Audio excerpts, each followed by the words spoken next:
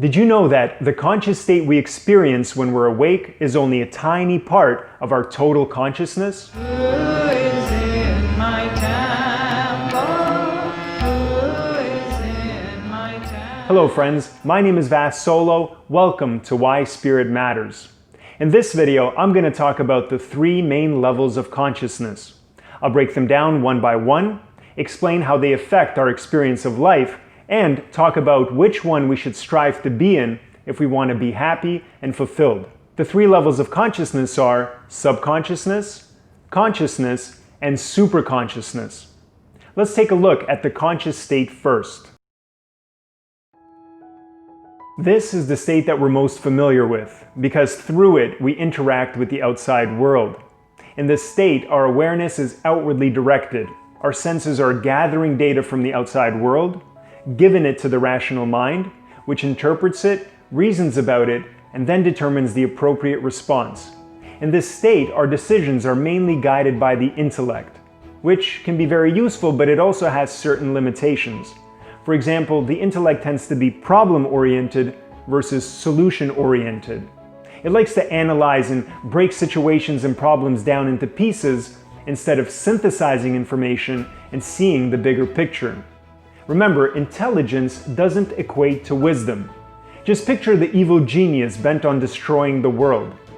The intellect is like a knife. It could be either used to make something constructive, or it could be used to cause harm. It all depends on who is using it, and that is determined by the second level of consciousness. Even though it seems that the conscious state is the dominant part of our psyche, it's actually the tiniest part of our overall consciousness. In fact, it's heavily influenced by the subconscious mind. The subconscious mind is enormous. It houses all our memories, likes and dislikes, habits, impulses, tendencies, and desires. It's actually where much of our self-image and personality comes from. Think of it as your software or your programming. Our programming's strong influence on the conscious mind causes us to see a highly subjective and narrow view of reality. Instead of seeing unobstructed, objective, naked reality, we end up filtering it through the distorted lens of our past. This makes our actions, interactions, and reactions highly predictable. We essentially end up living life on autopilot. Now, if you have good software, you're in luck. Your life for the most part will be harmonious. But if your software is old and corrupt, like mine was when I was a drug addict, well, your life will be a mess. Now, most people's software is neither fully corrupt or perfect. It's somewhere in between. And thus, their lives end up being a mixture of pleasure and pain. But if we step back and we look at the big picture, we should be able to realize that having any software controlling our experience of life limits the fullness of that experience, which causes us to suffer. And that brings me to the third level of consciousness.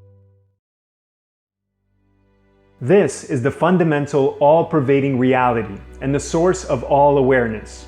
Our conscious and subconscious mind simply reduce its resolution. It's where creativity, intuition, and true understanding come from. It's a state of high energy and clarity where we're connected to our higher self and we can see the unity in all things. We see glimpses of it when we feel uplifted or inspired. We tap into it when we become fully immersed in an experience. Athletes call it being in the zone. Artists call it being connected to their muse. And yogis who have transcended their ego and experienced it fully refer to it as God. All of us, knowingly or unknowingly, wants to experience this state because in it we are truly free, happy, and fulfilled. But the strong hypnotic influence of our subconscious mind causes us to seek it in the outside world. We want to be happy, we want to be free, we want to experience fulfillment on all levels of our being, and we can. But first we have to transcend our subconscious programming by elevating our awareness into the superconscious state. And that is the essence of a spiritual path, and what I'll talk about in my next video.